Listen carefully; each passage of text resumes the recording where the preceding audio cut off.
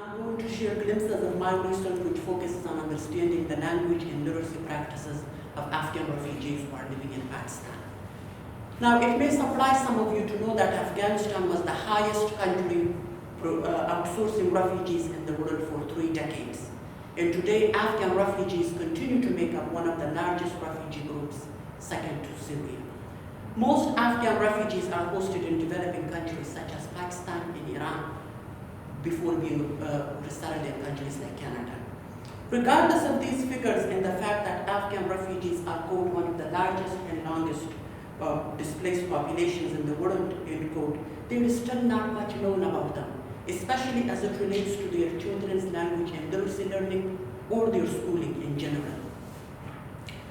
Furthermore, the Afghan population in Pakistan is quite young and includes second and third generation of children who have been born into displacement. Children below the age of 14 account for about half of the refugee population. However, as the UNHCR report highlights, the education of Afghan refugees has been, for the most part, disrupted, discontinued, or forgotten.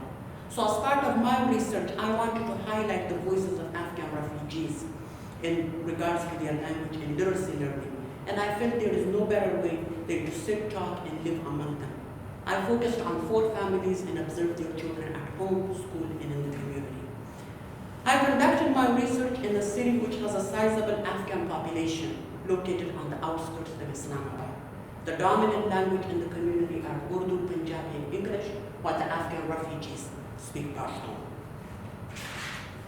The focal children all attend the Afghan school. Afghan school is made up of about 200 students, and more than half are Afghan refugees. The language of instruction at the school are Urdu and English, and all of the school textbooks are in English, except for the books used for the Urdu literacy class and the Islamic studies class. So to share some of my preliminary findings, I'll start with the parents. All of them had a profound respect for learning. Many of the families engaged in nasihat, or a type of moral storytelling that focused on passing the value of education, learning, and doing well in school to their children.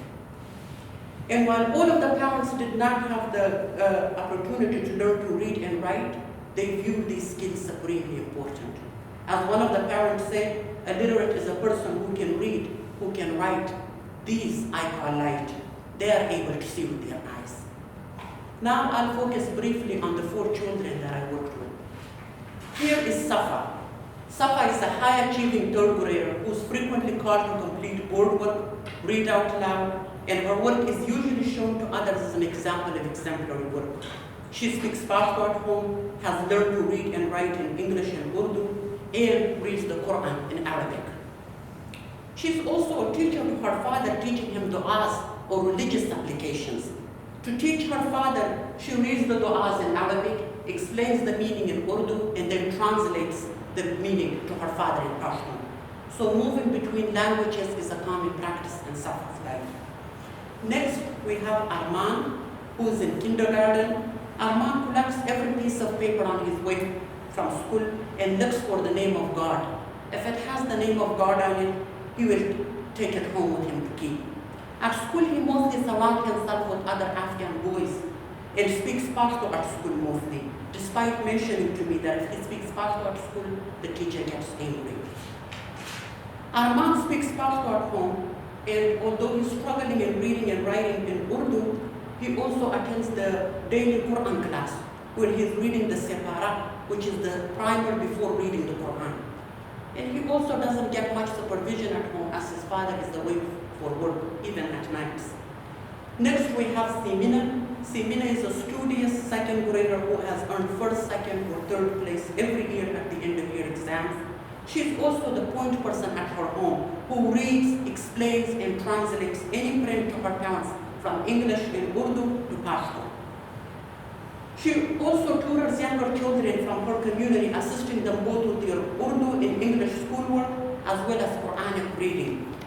She has finished reading the Quran 2 times, and she hopes to become a teacher when she grows up. Next, we have Harun, who is the 1st grader. He is growing up without his family who are in Afghanistan. He lives with his uncle in Pakistan so that he can go to school. Although he struggles in school literacy, Harun loves stories, especially oral stories. Harun also attends the Quran class at the mosque daily and is reading the Separah, which again is the Quran primer before starting the Quran in Arabic. After his mosque class, Harun engages in adult-like work daily, taking care of his uncle's livestock, which as you can see here include cows and horses.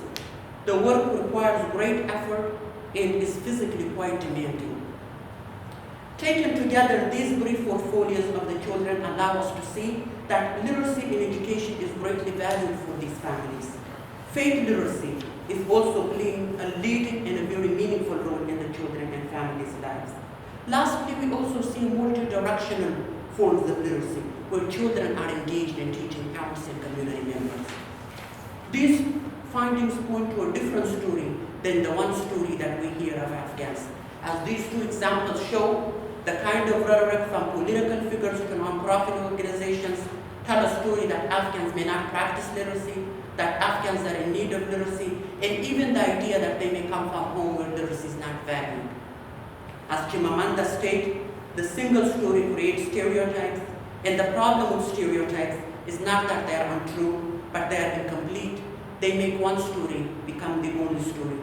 So it is my hope that the stories gathered through my research add to the story that we have of Afghans, refugees, language, and literacy practices. Thank you, Manana.